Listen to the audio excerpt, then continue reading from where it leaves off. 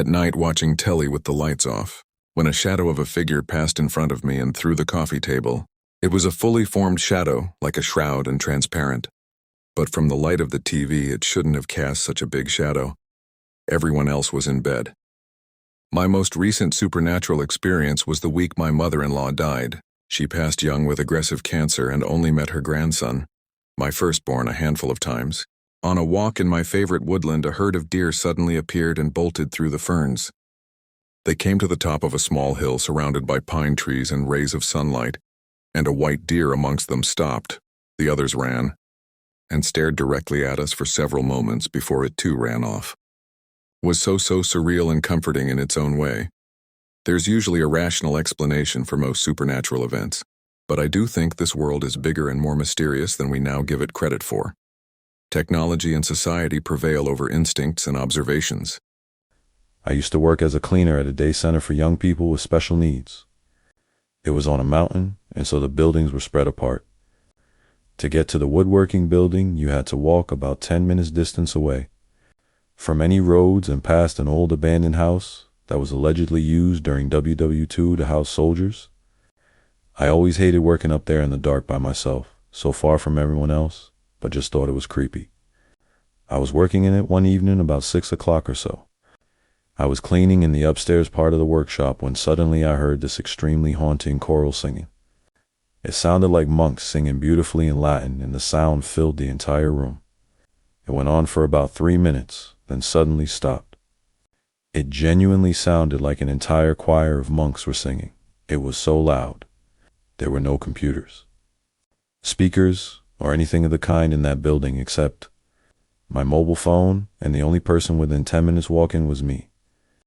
From that day on, I never went into that building without earphones in and a podcast blasting, because I was so terrified of hearing it again. I left not long afterwards. A couple of months ago, I was being kept awake by a strange banging noise coming from outside. I am a really light sleeper, and it was driving me absolutely nuts, so I went out the back garden to see if our gate was unlatched or something. Everything looked secure, so I was about to head back in when I heard a faint hissing noise, almost like whispery breathing. So I looked back around and saw someone with white hair ducking behind the bins. Fool that I am. I peeked around, but there was nothing there. So I ran back up to bed and did sleep a wink. The rest of the night, a week later, I heard something heavy crawling over the garage roof at about 4 a.m. Only starting to relax about things now. Every strange noise after that had me on edge. Lying in my cousin's bed one night, staying in my auntie's house.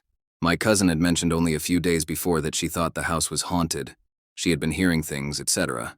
As a kid, I thought nothing of it and forgot about it after a while. That night I went to bed, I was alone in the room. The windows were all closed, so there was no wind coming in, and the door to the room was closed too. I woke up after hearing a noise, sat up and watched as her medals, about 20 Irish dancing medals hung on a nail, started to shake furiously. The noise alone was piercing, as it must have been about 3-4 a.m. at night. I jumped up and turned on the light.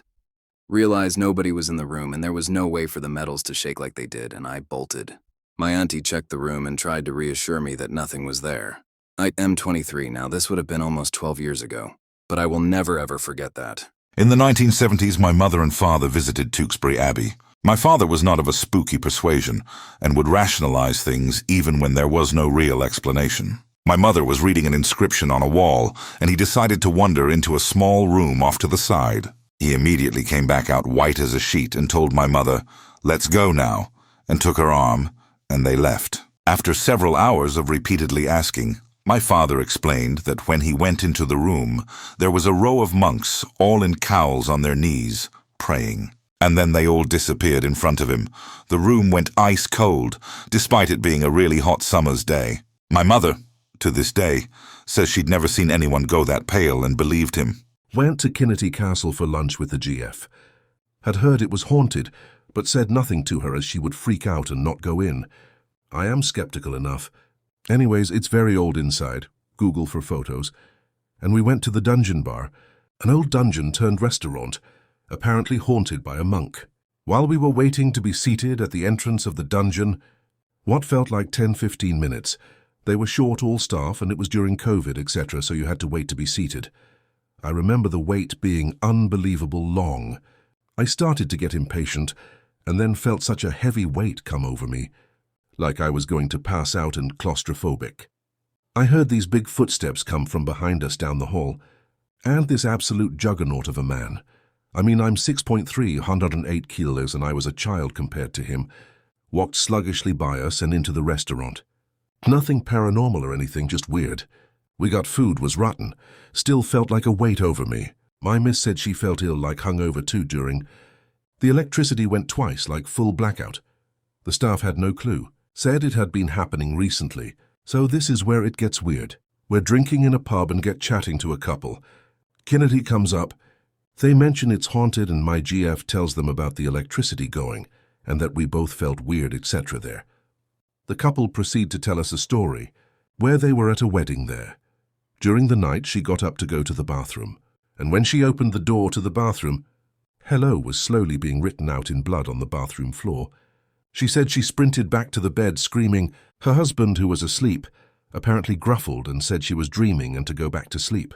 She said she was wide awake the whole night with the bedside light on, until her shadow started moving independently to what she was doing.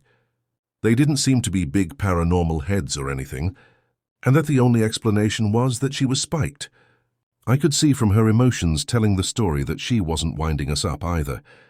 So I tell them about the sinking feeling in the basement and the juggernaut walking by us. My GF turns and said that never happened. And I'm 100% certain it did, while she claims she never saw this fella. So strange, even thinking back to the feeling and the waiting. It was like a different realm.